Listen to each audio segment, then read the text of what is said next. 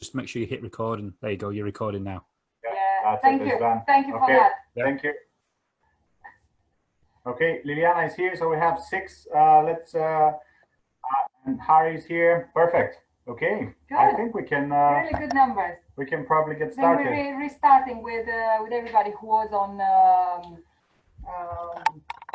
Facebook, and we can just start here. Okay, Paul. First of all, thank you very much for joining us. It's we really appreciate your time on a Saturday night. You know, it's I don't know why, but we've done the other live last Saturday, still at 7 o'clock. We thought we'd give it a try, and luckily you said yes, and thank you very much again. We feel very honored to have you here.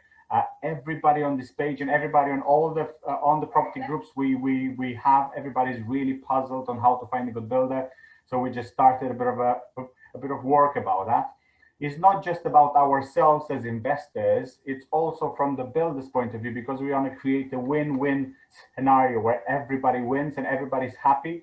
And we want to just bridge that gap, because it seems to be a big gap now between investors and builders. And some of us have found some great builders, but most of us, from my experience, they're still struggling. And if they found one that looks all right, by the end of the project, it's still not right for them. So that's the whole purpose of that, is to try to find out how we can work better, of course, and what the builder is expecting from us. Because I think many of the failures we have with them, they are because of the investor, not because of the builder. So if we see both of the sides, that's going to be absolutely great.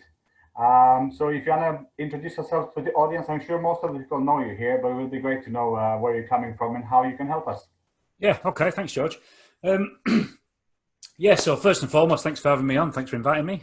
Pleasure to be here. So a bit about me and my background. I served 14 years in the military as a Royal Engineer. Not a lot of people know that. The Royal Engineers is a branch of the forces that delivers construction work to the military. So, you know, the Royal Engineers will contain bricklayers, carpenters, electricians, plumbers, you name it, they're all in there. And I was a bricklayer. I left in 2007 to pursue a career in construction management, which I started that working for a social housing developer. With them, I did around 2,000 refurbs, full house refurbs. That included, you name it, everything. We found bodies in basements and marijuana farms in lofts, people stealing kitchens, people crawling through loft spaces to nick boilers. It was unbelievable. We saw absolutely everything working for that builder. What I quickly realised when I went into construction management, that my trade wasn't actually bricklayer; it was project manager, which was a real strange transition for me to go through. But over the next sort of 10 years, I developed in construction management, and I ran a global business.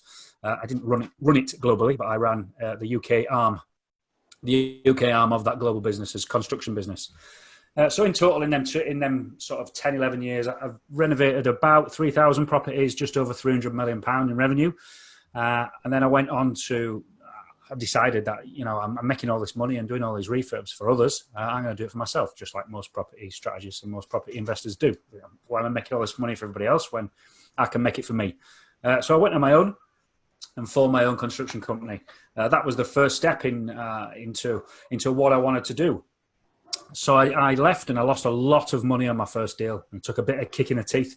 You know, it hit my confidence massively, because I've been in this corporate bubble where it didn't matter if I lost money. It wasn't my money, but now it is my money. So the first deal, I lost about $7,000 on the first deal, and I never even bought the unit. So it was a tough time. But I went from that, I took the loans, and made my construction company work for property strategists. That was my target client. That was my client avatar. And it very quickly became apparent that people that were engaging with builders, as you just touched on that intro there, became very apparent very quickly that people that were coming to the construction business had no idea what they were asking for. Can you do me a refurb? Can you flip me this house? Can you do me an extension? And then it's like, well, from a builder's point of view, well, but what do you actually want? Well, I just want you to flip it. You know, that's like, can I have a tattoo? You know, can I buy a car? You know, it's so broad, it's unbelievable. And it's interesting you touched on how some people can find good builders and some struggle. So there are 3 different methodologies to delivering any project, and that's that you go to a one-stop shop contractor who like me, you could come to me and say, here's all my information, this is the property, here's the keys, this is the standard that I want, can you go for it? Go on, Richard, pick as a winner. And then he can go for it. And then, oh dear. It's all right. It happens to all of us. Oh, he's put me off there now.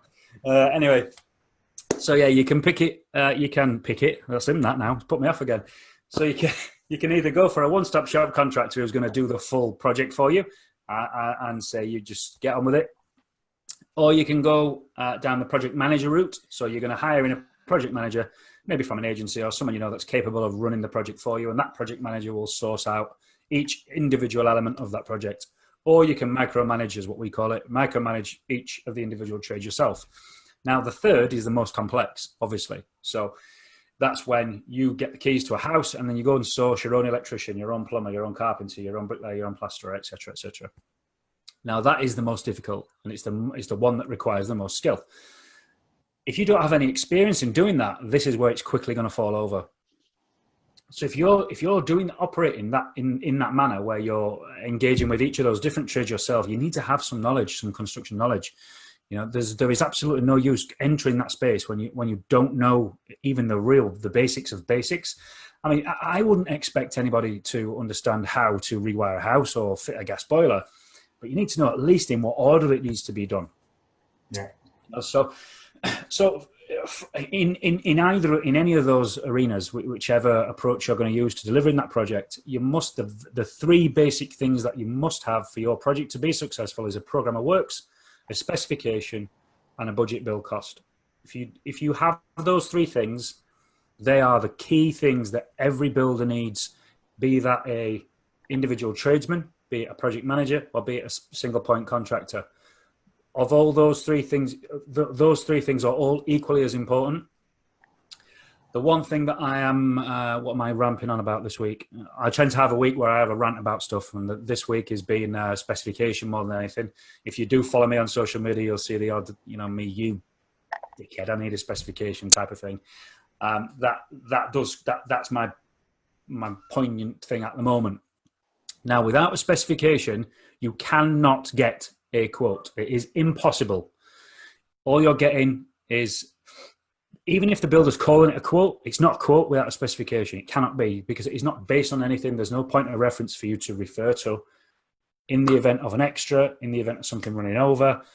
It's very easy for someone to say, how much for this, and they've just shot a number at you. And they can call it a quote all they like. If it's not referenced against something like a specification or a schedule of works or something along them lines, it doesn't mean anything, and it becomes an estimate. And, the layman's term for estimate is guess. So that is all you're getting. Okay, can I throw a quick question? Because I think it's coming, and if it's not coming now, it's not coming in the right time. For somebody who's having their first project, their first big project, there's lots of investors here. Most of the people that want to know how to work with that are going to be first-time investors, or maybe second-time investors that failed with somebody else. So when you do that, which one of the 3 main programs would you use with them? Which one would you advise them to choose? One-stop shop? Would you advise them to choose a project manager, or to micromanage something they've never done in their lives? Which one? And I think that the answer kind of comes on its own, but which one would you advise them to use? Either single point main contractor or project management, 100%, all day long.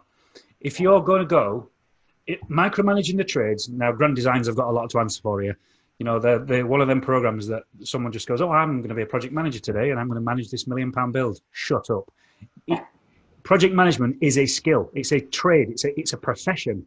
You can't just decide on a Sunday afternoon whilst you're having a glass of Merlot that you're going to be a project manager on Monday. It doesn't work that way. Just like brain surgeons, and perhaps not as technical as that, but just like you're doctors, right? You don't decide that on a Sunday afternoon you're going to be a doctor on Monday, because you've got a skill. It's a skill you've got to learn and go and train to do it. It's project management it's a profession. It's not something that you just go, okay, I'll do that. There's so many things to it. There's so many things that are involved, both morally, legally, financially. so many things that come with that role that I could talk for hours on your responsibilities under the law, and in being able to turn an effective, efficient, and compliant project. So many things that, you know, I wouldn't even know where to start without a sort of a point to talk about this, you know. But it's an absolute minefield, and there's so much to do before you even start. You know, if it is a large project, you know, you've got CDM regulations to comply with, the Health and Safety at Work Act to comply with. You've got all your procurement procedures that need to be done properly. You've got it's just, the list is endless. You know, like I say, it's not something that you just decide to go and do. It's a profession. I totally agree. I mean, for our first HMO project, we have chosen to have a large company, a one-stop shop. They've asked me, what's your specification? I said, look, I'm honestly not very sure, but I will give you one that I've seen that somebody else has done for a HMO. And then if you could work along that, and then so I think we're developing our first proper one whilst we're doing the first project, because they don't know, and they keep presenting us, this is the catalog, what would you like from here? And this is how we design it right now, because they say, I think this is going to be good for you. I think this is going to be good for you. So they are advising us based on the practicality, based on the how many years we have to have this project to last. And based on all that, they are advising us now. And we're so happy we made the choice of having a one-stop shop, because they have so much experience and they can advise. Because if you ask the trades to give you an answer about something, they might not be able to, because they just see their bit into the job. They don't look at the other things, they just look at their bit. So we are so glad we've done that. Yeah, I'll give you a good example of that. Was a project we've just took over from another builder that the client, the investor, has sacked. Excuse me. And he asked me to go and make an assessment on what had been done so far to see if any of it was salvageable. You know, the guys had painted before, they'd plastered, and all myriad of things in this particular property. It was a large project, but they had fitted they'd fitted the kitchen, and all the sockets and everything were in second fixed. Now, behind the kitchen sink, there was a socket on the wall with a faceplate on it in the sink area. So you got the sink and the socket right there. So because the guy had used individual trades, the guy was a distance investor, lives overseas, and he's trying to manage this on the phone. So what's happened there is the electrician's gone in and done a first fix. He's dropped his cables in place, and he's carried out that piece of work, doesn't care about anybody else. He's got a specification that he's got to hit, and that specification has included a number of sockets in an area. One would hope. But it would appear that he hasn't been given a kitchen design, which is the first document that's needed on site, which a lot of people don't know either. So he's fitted his first fix, so all his cables have been dropped and his back boxes. Then the plasterer's been in. Plasterer's gone in and probably dotted all the walls and skimmed around this back box socket, done as he's supposed to do. Kitchen fitter's gone in and fitted the kitchen and fitted the sink bowl. He's cut the hole and put the sink in it. So the kitchen fitter's seen this socket, the plasterer's seen the socket, the electrician's in the socket, and then the electrician's gone back and put the faceplate on it. So he's actually second fixed it, but doesn't care because he didn't put the kitchen there. So now this guy's in a state because, and it was decorated as well. So absolutely everybody has seen this issue, but because it's not their issue, and that's because no one's managing the project. They're just letting individual trades do that. And the investor, whether it be because he's doing it from distance or whether because he doesn't have the knowledge to know that you can't put a socket in the sink space. I know that, it's comical to me, but to others it may not be so. So not having that control of the project and that very, very basic understanding of a build sequence, then that's where he's been caught out there, and that's going to cost him a lot of money to put right, because there's a number of things in the property that are of a similar ilk. Like I said, the decorators have been in, and there's some walls that haven't even been plastered. So that's like, why did you get the decorators in? Oh, well, I just thought they could push on. Well, they can't push on now because you've got to go plaster over the paint, you dick. You know. No, that sounds great. So if we were to summarize, if you're just starting in property, if you're just doing your first few projects, it's better to hire either a one-stop shop where they do everything, they manage and they do all the bill, they get all the trades in, or you find the project manager that has all the connections and does all that for you. And probably the micromanaging probably is going to be useful when you do your 10, 12 project and you already know the trades and you already have the knowledge on how to do it. You've done 10 specs so far. probably a good idea. Okay. Yeah, absolutely. Yeah. So, I mean, that's what I do. You know, I'm a main contractor, so we micromanage trades. That's my profession. I've learned that profession over the last 15 years. So I know how to do it. You know, I didn't just decide on a Saturday afternoon that tomorrow I'm going to be a project manager. I'm going to get all these trades in and I'll whop them all in this house and we'll just see what comes out of the back end. You know, like your trade, it's like, I dread to think where I'd be if somebody wheeled me in on a gurney and started, you know, tugging at my tendons or whatever. I don't know what all my insides are called, but you get the picture.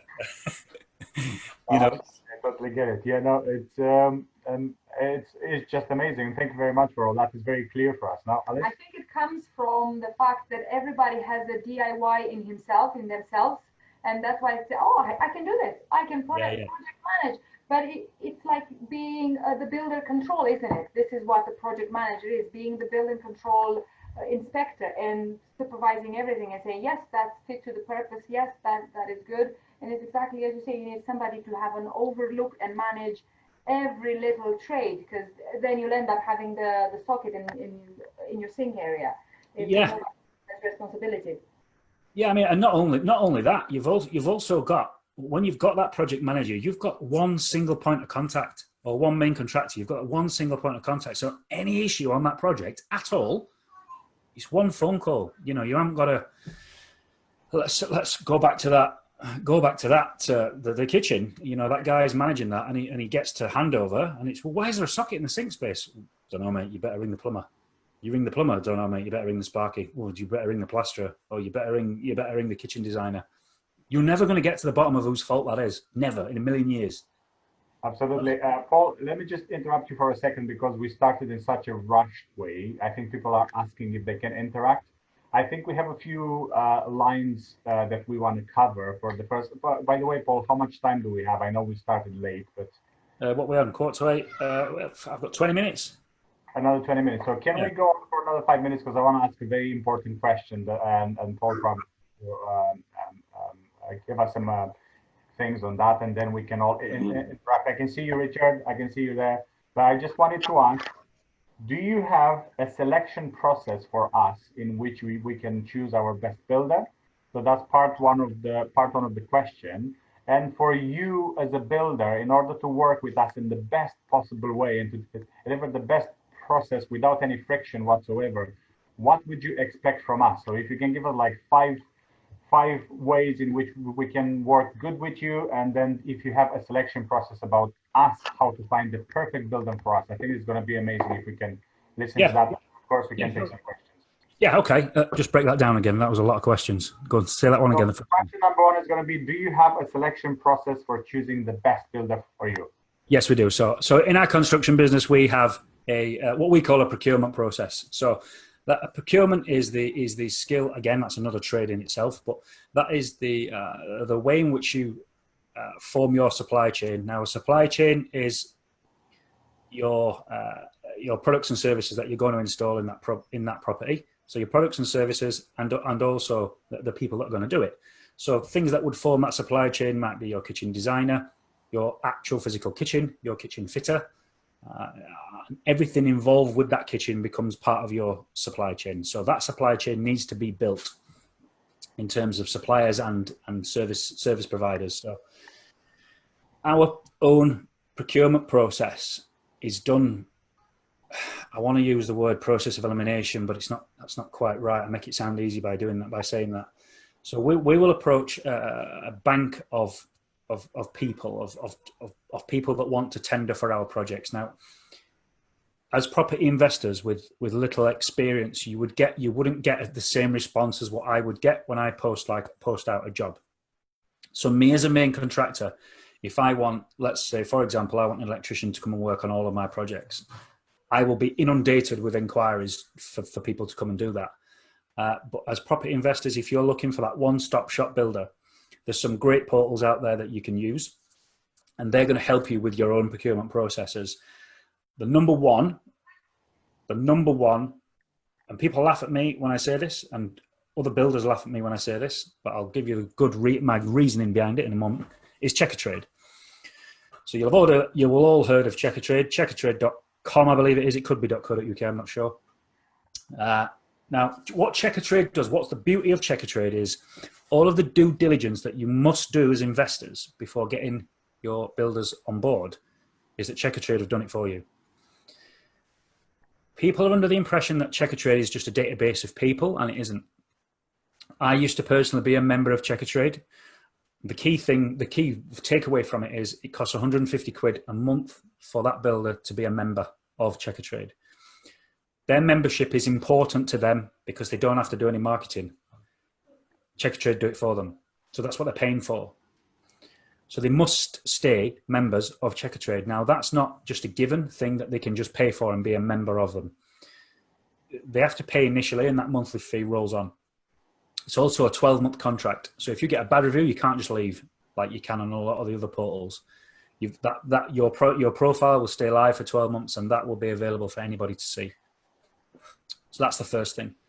What Checkatrade will also do is, in fact, I won't list them out. I'll tell you the story when I joined. It's funnier. So when I joined Checkatrade, I called them up after seeing an advert on Lethal Weapon, the TV series. Remember the guy with the long hair? So I grew my hair. I like his because I liked it. So I went and I was watching this program, and on the adverts came on, and it's checkatrade.com. I thought, I wonder what that is. So I clicked on it and had a look. Join now. So I pressed join now. Can you send us your insurance, your qualifications for the trades that you say you're going to do? Can you send us 3 reviews from projects that you've completed? And what was the other one? There's someone else there before. Or photographs of some work that you've done. I sent all these things in, thinking now I'm a Checkatrade member. A week later, I get a call off somebody at Checkatrade. I need to come interview you. What do you mean you need to come to interview me? I need to come to your house and interview you. I'm thinking this is a wind-up this. But it wasn't. And this guy turns up at my house. He said, right, well, the first thing that we're here for is to check that you're of good standing and in the community, and that you're presentable, and that you're going to be a good projection of Checkatrade, an upstanding sort of service provider for us. You're going to advertise Checkatrade as much as we're going to advertise you. I'm thinking, this is a bit intense. Just have a seat at the table, mate. So when he comes and he's about to sit down, says, do you want a drink? Yeah, I'll have a builder's coffee, which is, for them that don't know, is white and 2 sugars. So he sits down, and I start making the coffee, put some milk in, and I can't find the sugar anywhere. Now, me and my wife don't take sugar in our coffee. We take sweetener. So I get to sweetener, and I thought, shall I chance it? I said, mate, would you mind sweetener? He said, I don't like sweetener. I said, right, okay. So I'm rooting through the cupboards, and I find this little bowl like that, circle with the white stuff in, and I thought, that must be sugar. So I tipped it in. He takes a sip of it, and he spat it all out. And I'd put salt in this guy's coffee, a full tub of it. So he's necking on this salt, and he said, mate, I think you've put salt in that coffee. And I said, no, I haven't. He said, you have. Let's get on with this interview. And I thought, oh, no, that's it. I'm not going to be a member. They're not going to have me now. So we carried on with this interview process, and he's going through all the things that I said that I had. So he went through my insurance, and he took my certificate, and he rang the company right in front of me. Is this a valid certificate? And they said, yeah. Then he checked all my certificates, and then he wanted to see my ID to make sure that the guy on the certificate was me. So he cross-referenced the certificate with my ID. The reviews that I gave him, I was a new business, so I didn't have any reviews. So I'd got some mates to do it. I've got a couple of mates, write me a quick review, and I'll print it out and I'll give it this dude. And he rang him up. Can you tell us what work they did? And I'd not prepped these guys for this call. So and one of them said, we're just his mate. He asked us to send us a review. And I was like, oh my God. So I had to go and do 3 jobs for customers to get some genuine reviews before they'd let me be a member. So I went and did 3 reviews. They took those reviews, and then they let me use those real reviews after me trying to wing it. So there was that, and then there was the photos. And now the photos that I'd sent in were photos of my own house. It was work that I'd done myself. So, I could say that it was mine, and I could demonstrate a standard. And he was happy with that. But he said, you shouldn't have done that. This should be work you've done for others. But I can see that from that picture, I can see the work right in front of me. So I'm happy with that. So he took that as well. Now, there was another week went by before they'd let me be a member. Why am I rambling on about Checkatrade? So that's the level of due diligence that they go to on your behalf. Now, with all of the other portals that are out there and available to you, you should be doing the same level of due diligence as what Checkatrade do to its members. And that's where a lot of people fall down. It's so easy for you to just pick up the phone and say, oh, you're an electrician, are you? Yeah. I've heard you do it cheap. And, can you just do me this? And you get them in because it's cheap and we're driven by the money. And let me assure you that will cost you double in the long run when you operate that way. It does every single time. I've been there myself when I've tried to get cheap trading on my own construction business. The harshest lesson I learned when I first set up was bums on seats. Nah, it's not bums on seats. I'd rather pay double and get a good job first time than so much value. Price and pay twice. Impossible. So much value. I mean, guys, do we think it's good value to know that Checkatrade does those kind of things? And then exactly as you said, I made the list here of the things they ask from you. So I'm going to do a little post after that. I'm going to give everybody this value because I think it's so important that I don't know those checks. Anyway, I thought exactly as you said, there were a couple of reviews from mates, a couple of pictures from somebody else, and we just find the builder there, but we didn't know it's so rigorous. So it is very, very. But the polarity of that is that Checkatrade's bank of suppliers is really, really small. Yeah. So if I share screen with you now, and you're Cardiff, right? Swansea, you're down South Wales somewhere, aren't you? Yeah. If I put your area in and looked for, let's say, an electrician, there might only be 5 or 6 come up in the whole area. Now, because of that, that those 5 or 6 guys are going to be, doing what it says on the tin. Now, you will pay a premium for that because they're paying a premium to be a member of this site. So quite rightly, they can charge a premium for the service that they're going to deliver for you. Now, the other thing to that is the more and more people I speak to about Checkatrade in this manner, and we're into the thousands now, they're all looking on Checkatrade for electricians in them areas. So these guys are now getting booked up because that's everyone's go-to place. Does that make sense? Yeah, absolutely. So this database, whilst this database is limited before you even start picking at it, and then when you start chipping at it, these guys are getting busier and busier and busier. So what will happen is they will hopefully, if they are true businessmen, they will realize that the supply versus demand, their prices will go up. That's what happens. Rather than start, shunting work down the line. We're full until August. We're full until September. What will start happening is the prices will go up, and they'll be able to turn work away and then they'll be earning more money for less work. That's what happened in my business. We started out as a two-bit contractor, and now we're running multi-million-pound projects, and that's how we did that. Using platforms like Checkatrade and those types of platforms. So whilst Checkatrade is great for that type of thing, we do have other go-to places, which I'll go into as well if you want me to.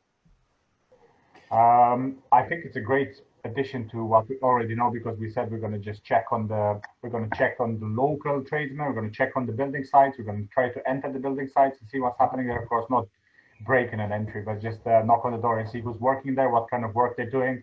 And this is absolutely great. But not Checkatrade, I think this is a very, very fair point, because I'm conscious about the time and a few questions we have. What would be the 5 most important things you would expect from an investor when you are working with them? Just for us to know, because we all here, we are doctors, some other people work in business, some other people work in teachers, everybody wants a bit of this trade, which is property. So we don't necessarily know how to work with builders. So from your point of view, from the other side of the works, from where we stand, what would be the 5 most important things you would expect from an investor to make you work with the utmost pleasure with them? Yeah, it's interesting you've used the word expect, because I expect nothing, because generally I don't get anything. We get, can you do us a flip, and that's it. Here's the keys, and you think, fuck's sake. So I've got another one here, and it can be really, really frustrating. Expectations is a key safe with access, unrestricted access. If my kitchen designer rings me up and says, I'm in the area, do you want me to call in at that house, or the electrician, whoever, he needs to have constant access. So key safe is the number one thing for us. So that's the first thing that we do when we start a project. If you can provide that at the off, it's a good thing. Yes, there's a key safe on the house, or we have master locks on the doors, whichever accommodation locks, whatever the access arrangements are. And those access arrangements need to be communicated to your builder, trades, whatever manner you're doing it. If you're managing it yourself, if you're using a combination master lock, I'm doing that because it's the old dial thing, then that code needs to be communicated.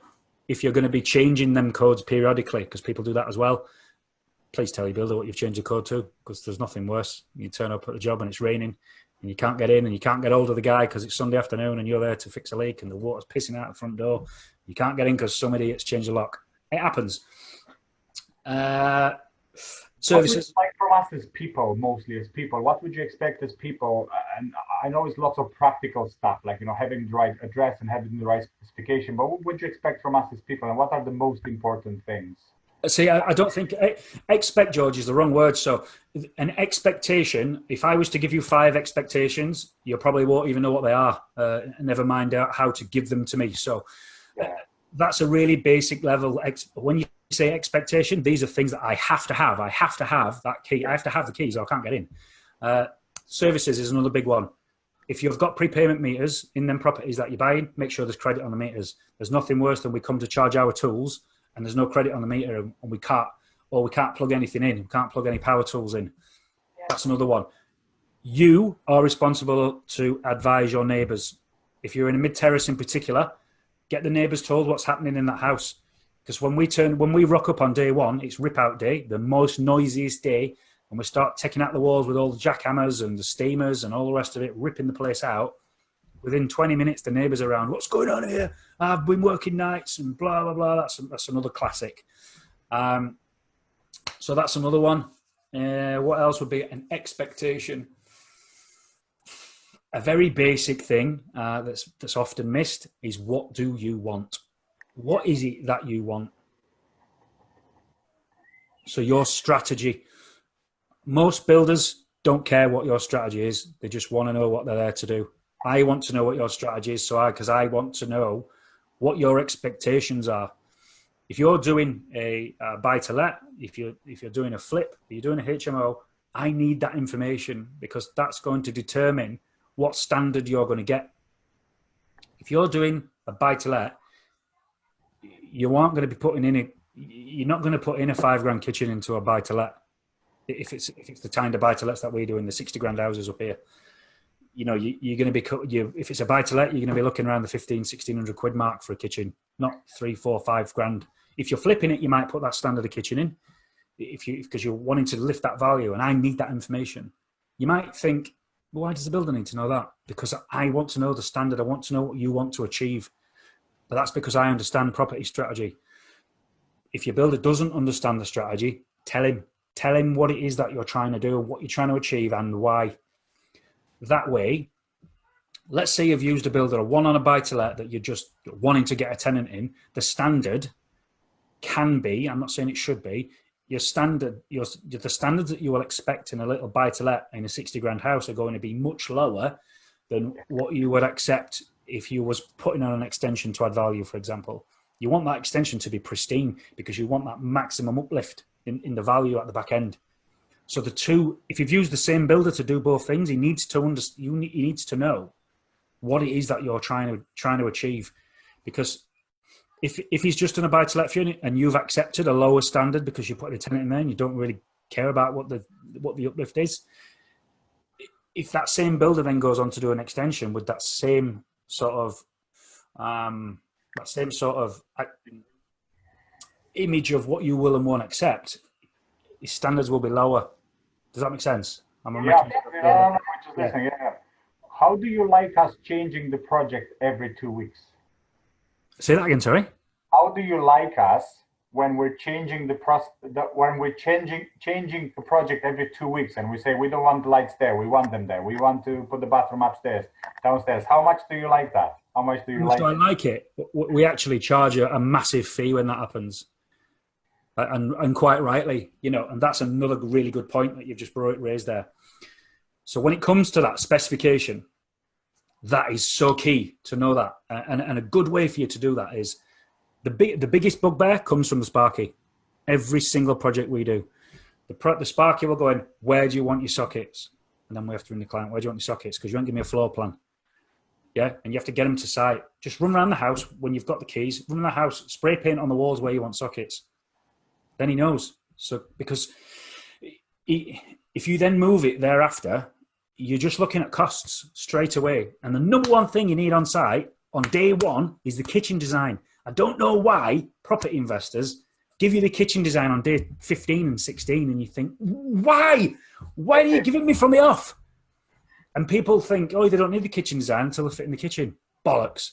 You need your kitchen design on day one because they need to know where all the sockets are going and all the plumbing's going.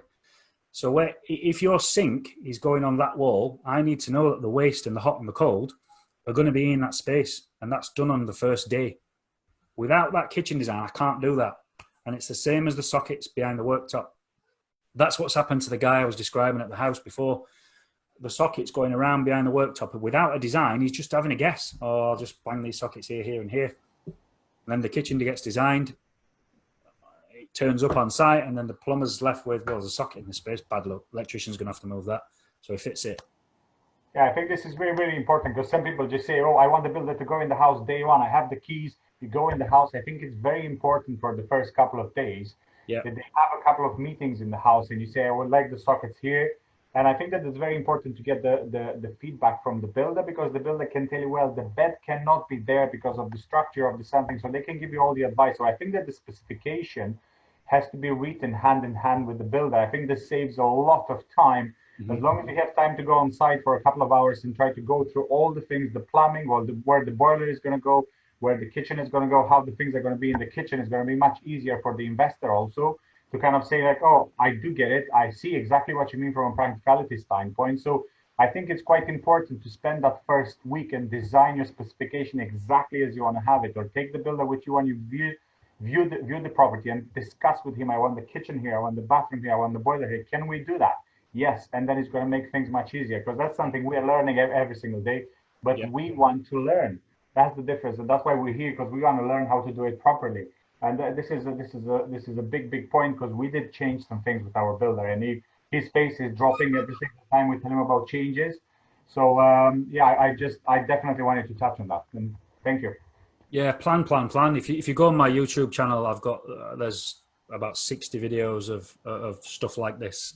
Just people changing strategy, doing things out of sequence, trying to wing it without engineers' designs and on all such things like that. How is the channel called? Just in case somebody doesn't. I think it's just my name. If I'm honest, I don't tend to tell people it's there. Well, no, it's good to know because we can definitely share some of the videos and yeah. That's very good. YouTube.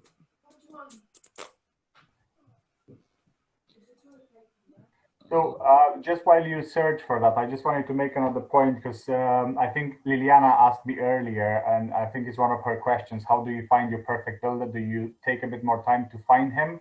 Or do you just go on with the first one that somebody recommends you and then just see what you get to? So no, Liliana doesn't want to ask that anymore. Sorry, but that was a question about. I think that it's worth asking that. How much would you wait? How much would you look for a builder when you have your first project? Do you look before you have the project?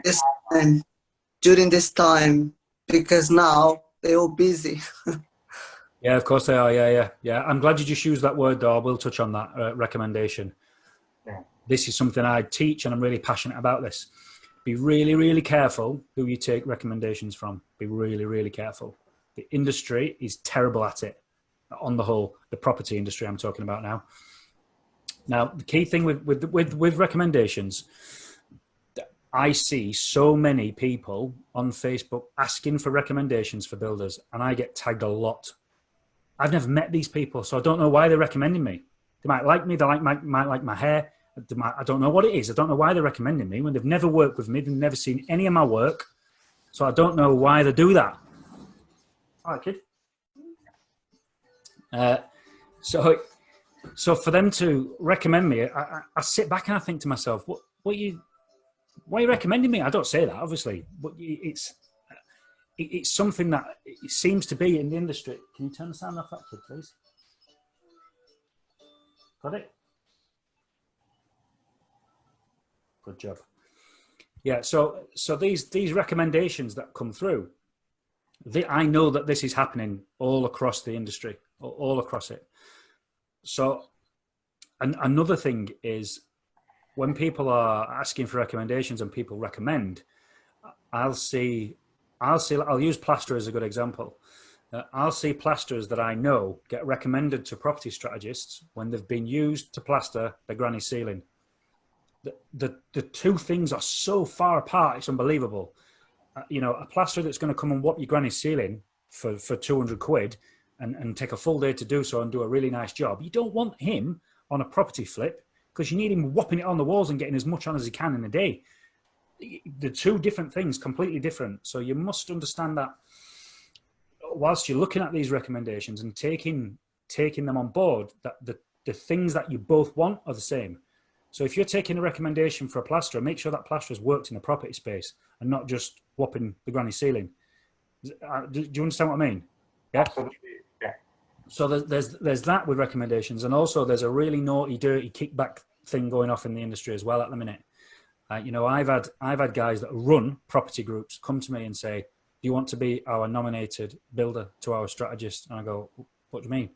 Well, whenever anybody comes in our group and asks for a builder, then I'll put you forward. And for that, I want 10% of any revenue that you make. Bollocks, mate, I ain't doing that. No chance. No, who are you to recommend me to all of your members? It's not fair. And that is happening. That is happening a lot. Yeah. You will see people that, I even know of one group, he charges people to advertise their services in his group. He pays them an annual fee, let's say, and he's got a large audience as well. Let's say I wanted to advertise my construction services in his group. I'd have to pay him $2,000 a year in order to do that. Oh. And then once a month, he'll plug me. I've never even met the guy. Never mind how can he recommend me. So be really, really careful with who you take recommendations from. So you need to trust the person that you're taking the recommendation from, as well as trusting the builder that they are recommending. Yeah? Can I interrupt a little? Because I attended this because it's really crucial to me to know a few things. Do you mind, Dr. George? It's just quick. I've done every. Anyway, so. I've grew up. My aunties and my cousins and my uncles, they all built houses. So I grew up knowing the basics, but I never done property. So started last year. Done all this due diligence in Cornwall. They don't call it check a trade. I knew that from West Sussex, so I researched on Bark, which is the trade over here, and I've done everything that you said, from the asking insurance, the reviews, the photographs, all that. Yet I've been dealing with an awful project manager who never listened to me from day one. Laura know this. He ignored me from day one. Even Laura came down to Cornwall to help. How do you deal with people like that probably put himself on check a trade by mistake, done everything wrong? Everything is wrong in this house, which I'm putting right there, obviously. I'm doing everything right. But how do you put this person into accountability? Have you come across with people like that? Yeah, absolutely. Can I be brutally honest? Yes. Why was it wrong? What was it wrong? What was wrong? Just give me one thing. 11 lists in anything. From starters, everything is wrong. I mean, there's leaks, there's the fireplace that I wanted, the bricks that I wanted to keep, everything, because this is a how do you call it? A property, old property, and I need to keep some fixtures. He's done everything wrong. He's not, I don't think he never done a project like this. Lights are wrong. The corridor lights not on, even on the corridor, the sockets, the kitchen, everything is again. So I'm waiting for the building control to come out to give me a list. But how do you take these people that was on check a trade into accountability? Because I'm gobsmacked from what he left me with. And always, I've been on site all the time, and he never listened. Even though you said, oh, if they don't know, guide them. I did, because I knew exactly what I wanted. I knew what I wanted to achieve. Yeah. Even failed to send the the planning, whatever, for where I'm standing at the moment, everything. And he breached the contract in all forms possible, because we've got a contract. How do you deal with this situation, please? I just want to know, so I can get the guide. So did you produce a specification and program, everything else at the beginning of the project, yeah? contract with everything he's going to do. But when he started What's deviate, the contract based upon, though? A contract is useless unless it's based around something. well, he knew that he had to, to construct this property a high spec, which it wasn't high spec. It's far from it. So is that all that you said? High spec. That's all you've asked for, just high spec. Yes. Yeah. No. Whose opinion? We put it on. We did put it the costs, basically how much it was going to cost. I didn't put like what I wanted, but I told him I was going to be guiding through the process because I was going to be filming, and I had all the history on film. Mm-hmm. So the guy started to ignore everything from day one. He said, "Well, I'm the builder. You don't know anything about it." It was like make me feel small because I'm a woman, even though I knew exactly what I wanted. He breached the contract in every level. He was not listening to me at all. He was just delaying and delaying. Some days he never attended the property. I was frustrated. In January, he abandoned the job. I had to use rule number 3 for him to come back. I said, "Look, mate, if you don't come back, you're not going to be frightened of me. I'm going to have these gypsies to beat you up." I had to do that as well because I've been left. I mean, I'd have to see all the documentation to be able to advise you properly on that specific project. But how do one thing that I often hear in the property space, I'll say one thing. There's a couple of things, but one of them is the project is late or you're taking too long. That's always a good one. Why am I? What do you mean it's taking me too long? Well, I expected it to be finished in 4 weeks. Or did you? Well, you never told me that. You're saying it's behind, but behind what? You didn't give me a program of works. You haven't told me your expectations from the off. So if I'm entering into contract with you, it needs a program to back that up. A contract on its own doesn't mean anything unless it's based around a set of principles, and those principles need to, as a minimum, be a price, a period, and a standard. Yeah, I didn't put the schedules of works because I was obviously inexperienced. That is fine with that. I'm fine with that. That not worried me. So when we talk about standard, we can't just say high spec because it's opinionated. You know, I might think that anything. I might think that is high spec, but you know, somebody that's into audiography would say that's low spec and that's high spec. You know, high spec's not good enough. You need to stay. What the products are that are going in there? Who's supplied them? You know, how many of them? Size.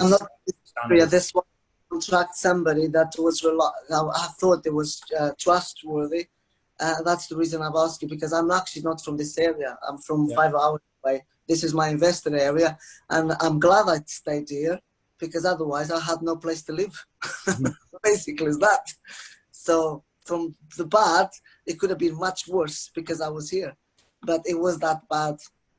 Even though I had no experience when fulfilling the contract, obviously at the time, but I know exactly what I want to know is have you seen people taking?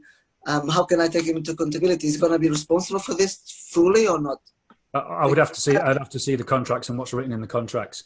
And if the contracts aren't based on anything, you won't have any accountability. Really? Really? You'll just have to... If it's just the price, that's it. I don't have a chance. But what is the price based upon? On everything is done and left unfinished. I don't even have proper stairs. So have you paid him the money? All of it, yes. And so if you've paid all the money, by virtue, you're accepting what's in there? No, because he kept the money more and more after when he couldn't deliver. And then I stopped. I said, this is how much we agree. I'm stopping now. Please leave because your work is absolutely not acceptable. It's terrible. Yeah, I'd have to see the specifics. Thank you. Feel free to get in touch outside of this and I'll review anything that you've got for you and advise you. Thank you, Dr. George. Thank you. Much appreciated. Okay. If I could bridge the gap for half a minute between what's been said here. When I hired my current builder, I've seen him about 8 or 9 times in my house. And I think that the longest conversation we've had was 2 hours and a half. And I went through the specification I had. It was like 8 or 9 pages. It looks like this is how I work with him. And he tells me everything is done in the property and so on and so forth. This is the schedule of works. And he showed me exactly what percentage, those are the weeks and how much he's charging me up so far. And the total cost and everything just goes along the line like that. And I went through those documents 8 times with him until I understood everything. I've asked him, so if I go into the room, when you finish, will I see the sockets on the walls? Are the sockets there or not? I asked him everything, all the questions. He was like, if you weren't making that good coffee, I would never come to your house again, but I kind of like you and I like the coffee. So he came every single time. I knew when he was doing that I will be able to work with him because he answered all my demands. He came and he said, look, mate, can you just make it all in one? Yes, I'm making it, but it just other things comes to my head because he said, write the spec. And when I was writing the spec, things kept popping and I just kept calling him back and he came. And this is how I knew I'm going to work with him. But you have to visualize the project being finished, identify the problems from my point of view, and then just ask him, how do we work when we have a problem? I don't know if you agree with that, Paul, but that's how I've seen it at that time, because I didn't know. I was just trying to learn from him. Yeah, and that's fine. You've got a really good builder there. If that's been allowed, should I say? The last thing the builder wants on site is the client. Every builder. No, I'm not going on site. He's coming to my house. Oh, right. This is after. Yeah. Residential house. Before we started the project, before we signed the contract, he came 8 or 9 times to my house to go through the spec and everything else to help me. But that was great. You've got a good service there. You have, if that's happening. Yeah. I mean, I just said, look, I want to sign the contract. I want to work with you, but I just have to understand before I sign everything, how are we going to deal with that problem, that issue, and that issue. And he gave me answers for all of them. We put them in writing. They're inside the contract and kind of safeguarding us from everything that is happening now. And it's so peaceful now because if something goes wrong, we have a solution for it. I have a question myself, if allowed. Do you agree with builders that charge for the specification list? We came across a chap like this, and we discussed with him, and we shared with him our vision. We did have a specification sample. It wasn't perfect. It wasn't right to the end of the product, but we knew sort of what we wanted. And he said, "Yeah, I understand your vision."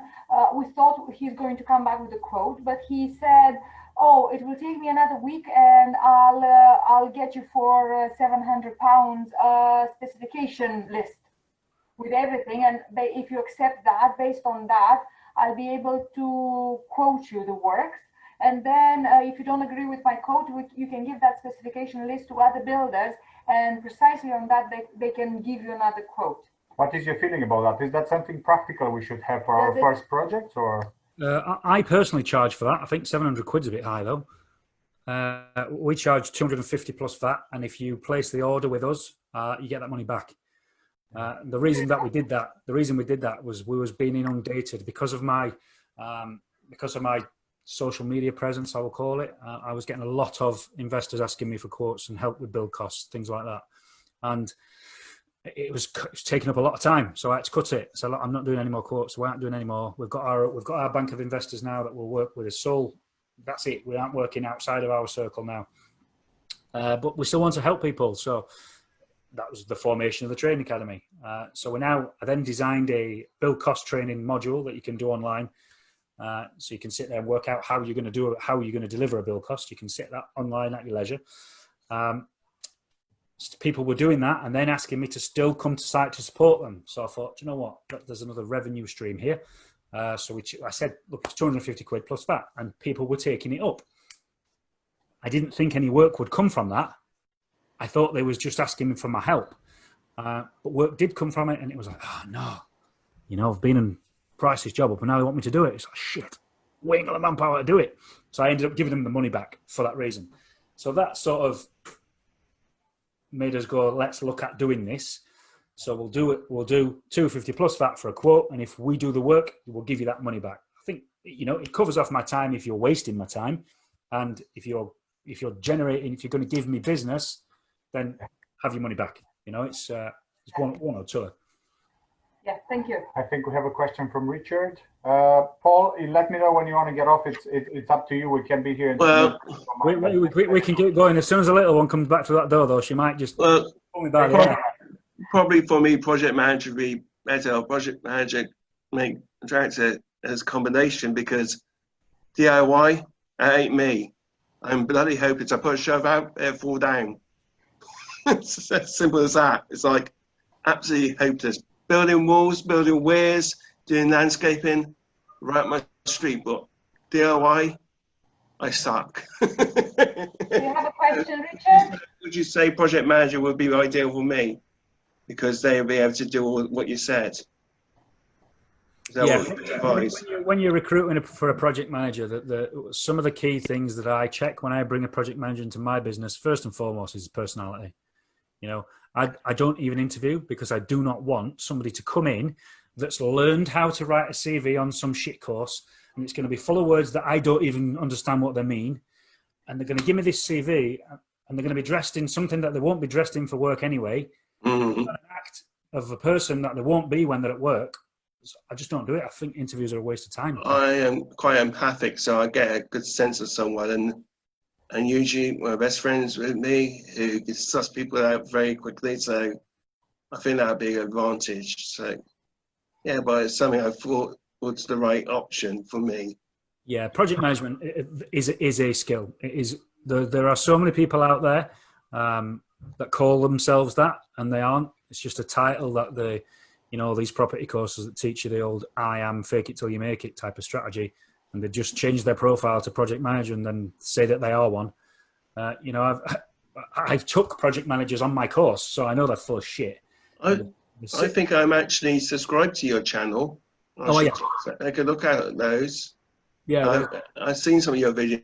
It's quite impressive. Yeah, and you know what? I enjoy doing it. It's I think that's half of it. And I think that comes across in the way that I speak, in the way that I think we're similar type of people. I can be quite brutally blunt when I want to be, and totally sarcastic when I definitely want to be. Yeah, I'm like that, but sometimes that gets me in trouble. Because I understand sarcasm. Being high functioning autistic, I actually love it when people insult me, because I just ask them for more insults, because I quite enjoy it. Yeah. I mean, it's quite funny. So it's like, I sometimes, if they really annoy me, I will really mess with their head. Richard, sorry to interrupt. There's Anuj wants to ask a question, if that's all right. We're just mindful of time. Thank you.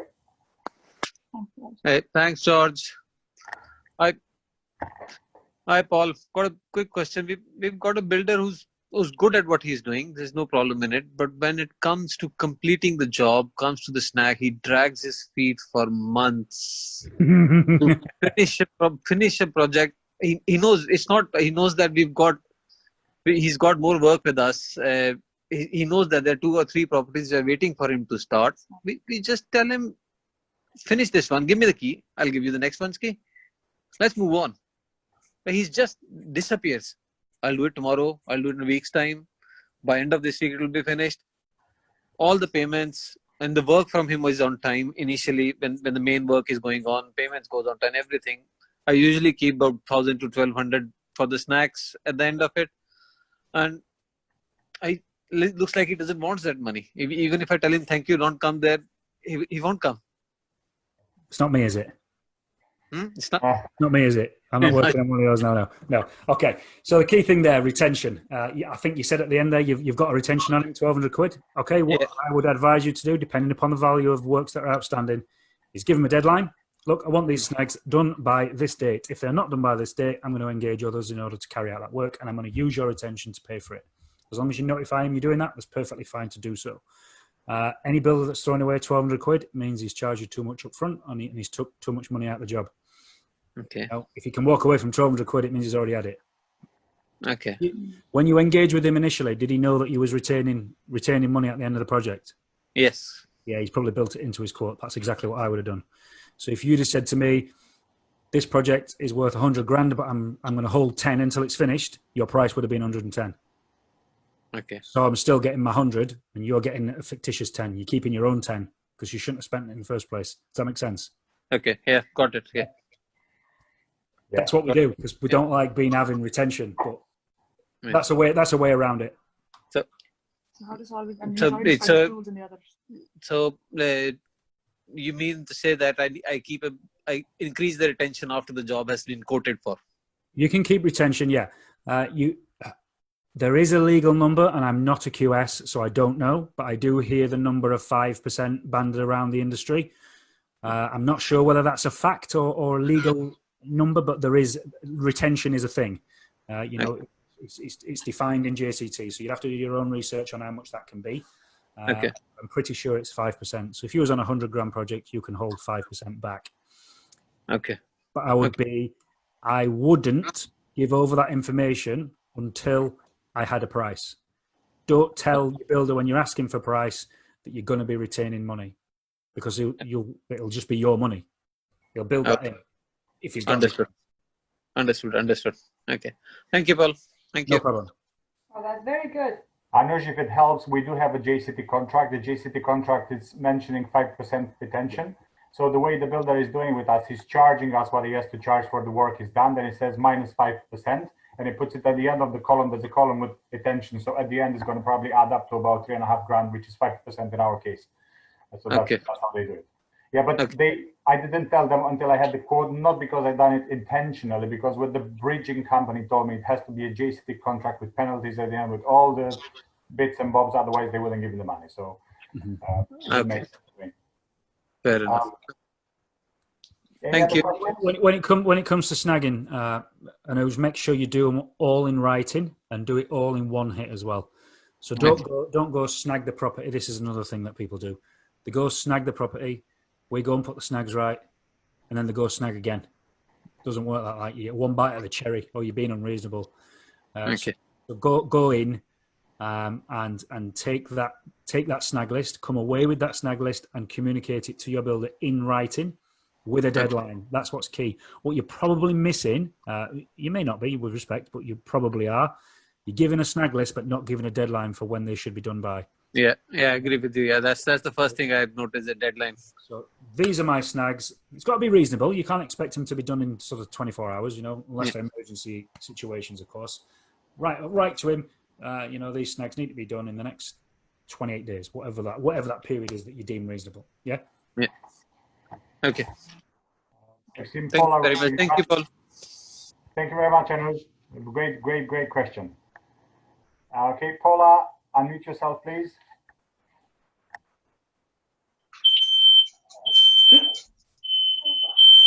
Oh. What is that? Oh, sorry. I don't know what happened there. Just a quick one. So if you find a builder, you ask him to do some work for you, are there any questions that you can ask him that you actually know that he has dealt with HMOs before? So I could go to a builder and say, I need this refurbishment done for me, and he possibly couldn't have done any work on HMOs. How do I know that I'm guaranteeing a builder who actually knows and has worked within an HMO project? Do you want my honest answer? Yeah, I won't. It's irrelevant. Right, Builders build to a set of drawings. That's it. It doesn't matter whether it's going to be a HMO. It doesn't matter whether it's going to be a barn, a hotel. They'll build a set of drawings. If you give him the information that he needs, he'll build it. HMO to a builder is just a label. It doesn't matter to him. Builders aren't property. The property strategist side of things comes from you. That's your input. So you need to be saying to him, I think we're losing Paul. To that size with an ensuite in it. It needs to have 2 kitchens and 2 hobs. That's information that you need to be providing in your specification. It needs to be soundproof in the ceilings. I want a roll of loft roll between the joists, two rows of blue board, and then I want some sound deadening on the deck on top. Have I gone off? Everyone's gone still. Yeah, no, you're fine. You're back, Paul. You were all for a second. So as long as you're communicating that information, everybody's got to do their first HMO. Mm-hmm. So as long as you're providing the drawings, the info that the builder needs, he's just got to install to those drawings and to that spec. Okay. That's my opinion. People that want experienced HMO converters. That's fine. I'd expect to pay a premium for that service. But for me personally, if in my property business I wanted a HMO doing by others, I wouldn't care if they'd not done one before. I'm giving him the info that he needs, and I'll be managing that process, that project. I'll be checking that the room sizes are right. I'll be checking that the en-suites are in. I'll be checking that the draining runs that's been done properly. I'll be checking building control have been and signed off the elements that they need to sign off before, during, and after. So all them things, for me, it's not important. Mm-hmm.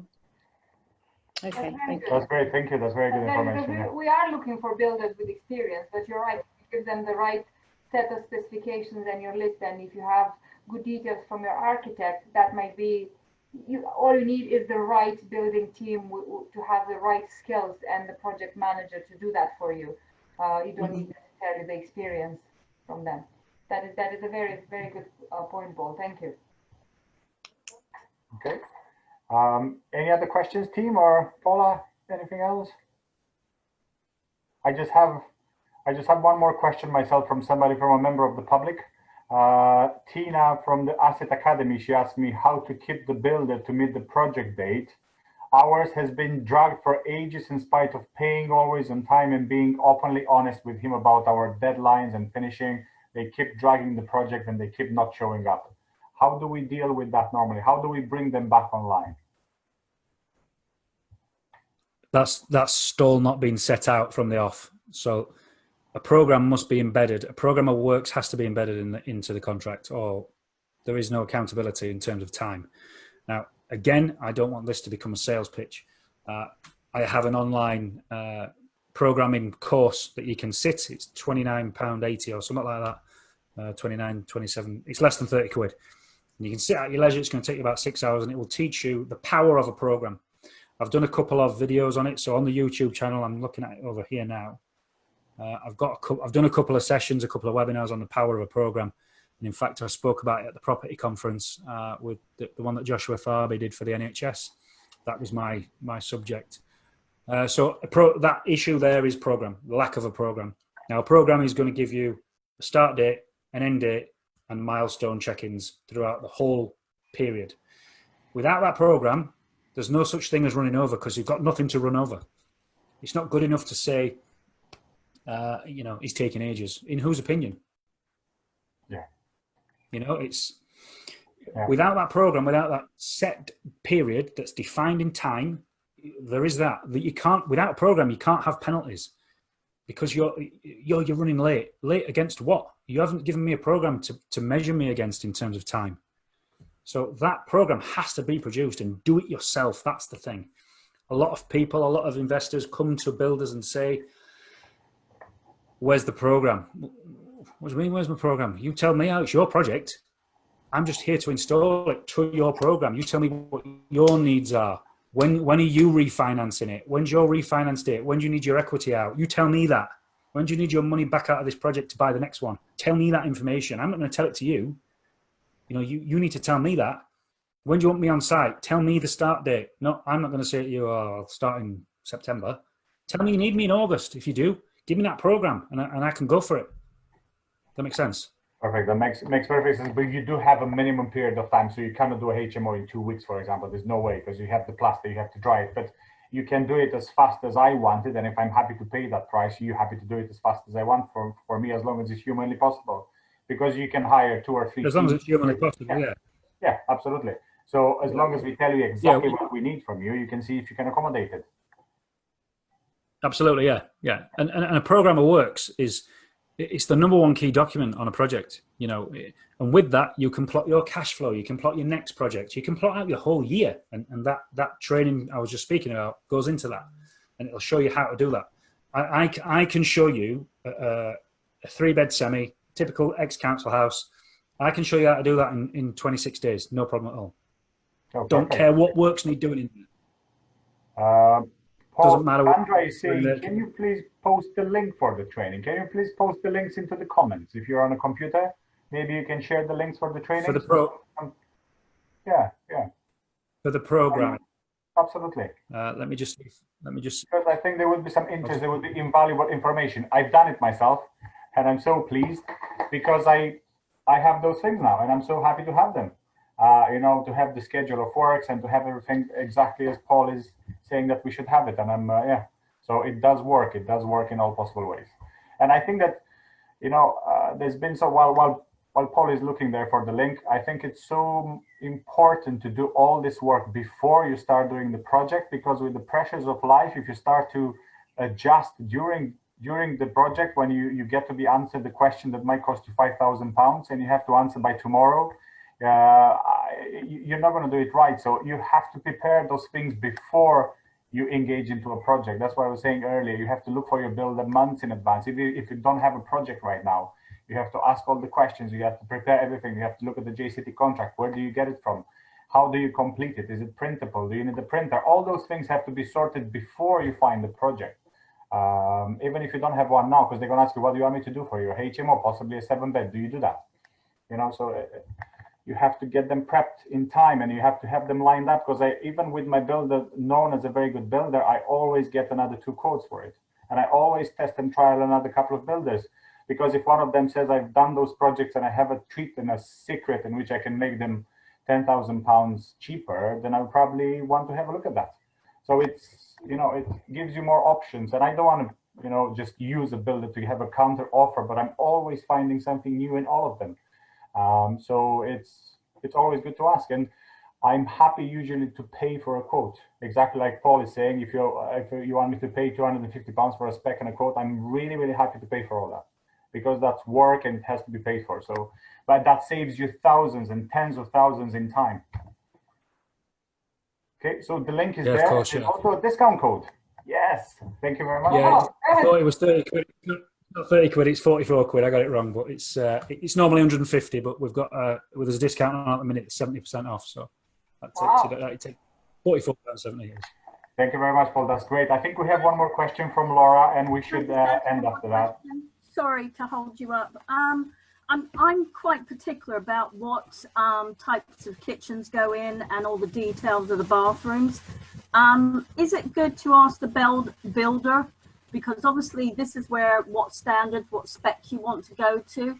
Is it good to say to the builder, I want to use this particular company, or is it better to go with what they have, because obviously they can get things slightly more discounted because you're buying in volume, because I do HMO. So what is better? Because I go to quite a lot of trade shows. And is it better to deal with what the builder usually suggests, or to what I've seen, or is it a case? Okay, I'll ask you a question. I'll ask you a question back. Yeah. Let me ask you a question back. Whose project is it? My project. So who do you want to design it? Well, it's between usually the architect and myself. Not the builder. No. If you ask me to provide the materials, you're getting the cheapest materials I can get, 100% every time. Okay. Yeah? So I got to do the research and stuff like that then, and trying to work out getting sort of maybe a discount if I'm doing like a 9-bed HMO.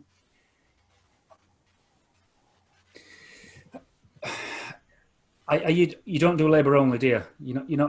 You're not providing materials, are you? Well, that was going to be another question, but I'm only allowed one question, I think. So, so you can go to your builder and tell him. You can go to your builder and tell him what it is that you want. Right. You can lay out a specification, and he will then put a price to it. Ask him to break it down, labour and materials. There won't be a problem with that. And then you can. I'm just putting this in here as well because I do have an online spec writing course, and that one. So that one will teach you how to write a specification. That one's 80% off. That one, I think. Okay. Try it. I think it is.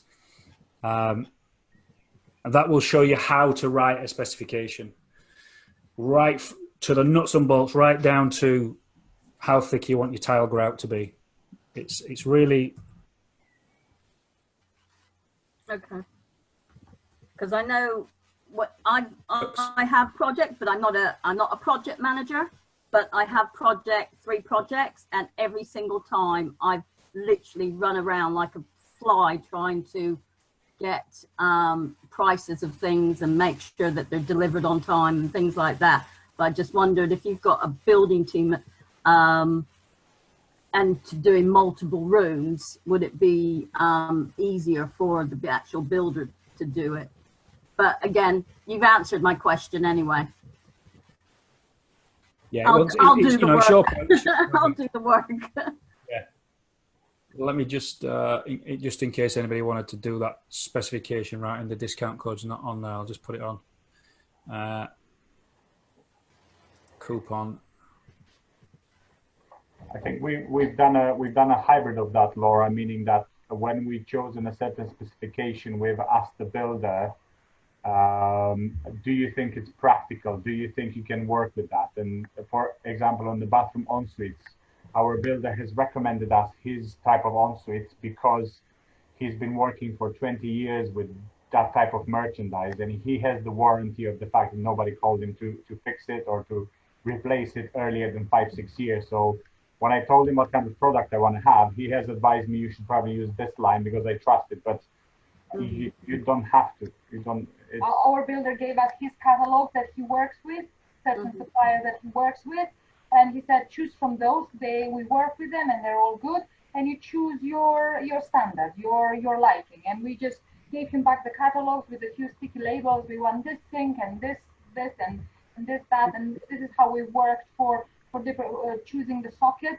I don't know where to choose the sockets. He gave us the catalog that he works with, and we chose the sockets that from the multitude that he's used to, and from the traders that he can go and get his own materials. And that's how we've worked. Yeah, just like a hybrid between you telling him exactly what he needs to do and him telling you exactly what you need to do. A hybrid will be to ask, would you recommend a certain standard or a certain, yeah, so I don't know what Paul thinks about that, but we found it very useful because he's worked with them many years. They never failed, so he was quite happy to work with them. And he actually charged us less labor for choosing his line of products because he said, my boys are so familiar with them.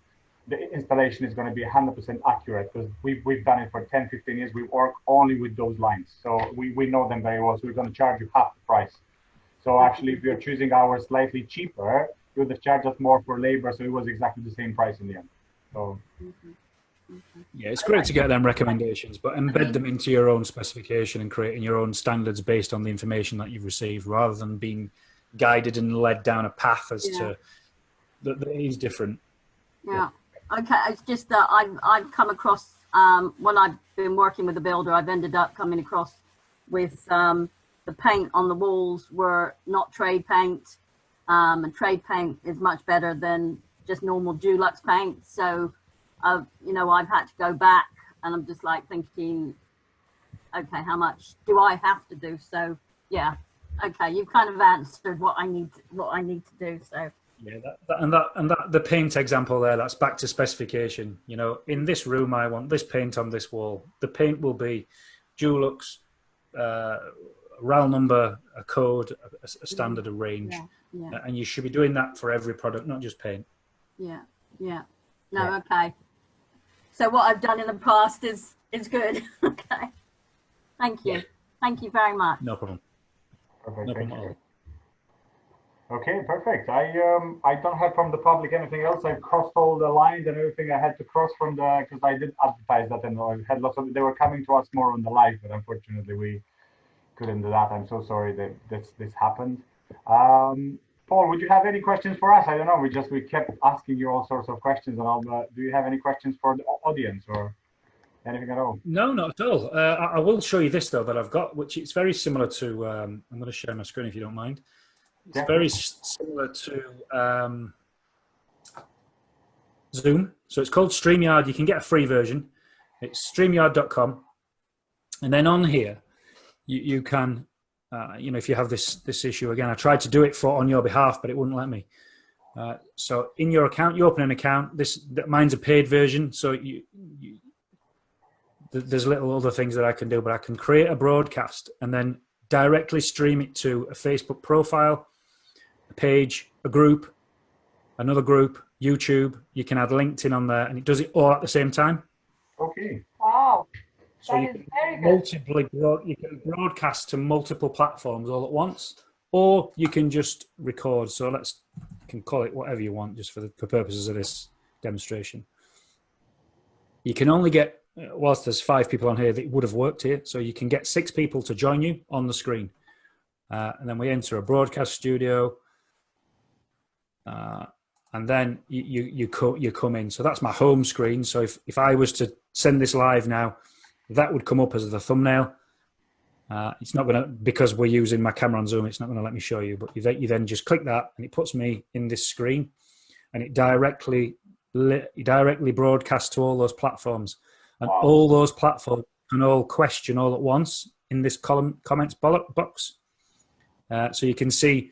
If a comment comes in from YouTube, LinkedIn, Facebook, it all comes into the one place here where you can comment in this. And it's free. It's free. That's the thing. Same as what Zoom is free. But what you can do with a paid version is you can add banners, ticker tape across the bottom like this. You can send in websites. You can put in names. Logos. You can change your brand. You can put logo. I can change that logo up there. I can change this logo in the main screen. It's really, really good. Really good platform to use. I see it. So that's how people put all the banners on them and everything else. Yeah, because I do pay for Zoom. I do pay for the Zoom account, and I might as well just pay for this one because Zoom works. But this is so much better. Yeah. Oh, great stuff. I think it's $220, I think, for the year, something like that. It's a similar cost to the paid version of Zoom, but yeah, it's really, really good. I love it. I use it every single day. That. Paul, you're a fountain of information. It's great stuff. Rather than it's really good. In my own project management mentorship group, I have I'd go live every morning, and they have a daily task each day. And that's where I do it from. I don't go live into Facebook. I use it here because this will also record it as well. So when I've recorded it here, I can then upload that into my membership site, into my membership portal. It all goes across. It's fantastic tool. Okay, perfect. We're definitely going to use it. Yeah, thank you very much. Can I just quickly ask Paul a quick question? Do you have build teams around the country, or do you just do the training academy? No, we run them around the country, and I do a training academy as well. Oh, okay. That's good to know. You've asked me that specifically for a reason, haven't you? Yes. Yeah. We're not taking on any more clients at the moment. Well, we're fully booked now to the end of 2021. So, it's not. Are you? Yeah, I was going to ask about that COVID, and it's run through my mind. Sorry, quickly. So during this lockdown, because I'm in Cornwall, and Cornwall, there's a lot of cowboy builders, a lot more than you can imagine. So I've got 3 viable companies, but they're all like almost fully booked. How do you do? You wait, or do you go for some average and take the risk again? Because the ones that really trusted are just really booked until February next year, the minimum. What do you do? Because the situation occurred, we're not expecting this, and I'm having this dilemma. Obviously not going to recruit somebody that said is going to experience again of 20 years, which he didn't have, and rely on someone else that is going to tell me again the same story. Because Cornwall is a different world, honestly. It's a holiday place. I come from West Sussex. Never in West Sussex I will be experiencing them. So how do you do? Do you wait? If it was you, would you wait? No. I'm bringing a team from another town. Right. Thank you. That's what I want to hear. Okay. Brilliant. Thank you. Answer my question. Okay. Time is money, Liliana. You don't wait for that. And with that being said, I'm very mindful it's Saturday night and there's kids to put to bed and things like that. Yeah. Thank you so much. Thank you very much, Paul. It's much appreciated. We've had lots of learnings. On the back of that, if you don't mind, because I don't know how the Zoom call is going to be, I'm going to probably do a little live video on my page and kind of explain the things we've learned and kind of share with people. We're going to share this based on the fact that if we have a good recording, because I kind of rushed through it, so I'm going to make sure that it's going to record in the right place. I'm going to publish this one too on my page. But yeah, thank you very much. Lots of sound advice, and you've made our life better, and possibly, and I hope so, because this is why I've done it. I hope I've made the life of the builders easier also, because we just, as I said, we just want win-win. We want to work like a team. We don't want to work like enemies on a wall and keep throwing at us things. we want to work as friends, and that was awesome. Good stuff. Okay, perfect. Thank you very much, Paul. Thank Have you. a lovely Thank you weekend, again. all, and speak to No you problem at soon. all. Take care. Speak Thank to you you. later. Bye. See you. Thanks. Bye, all. Thank you again. Thank you.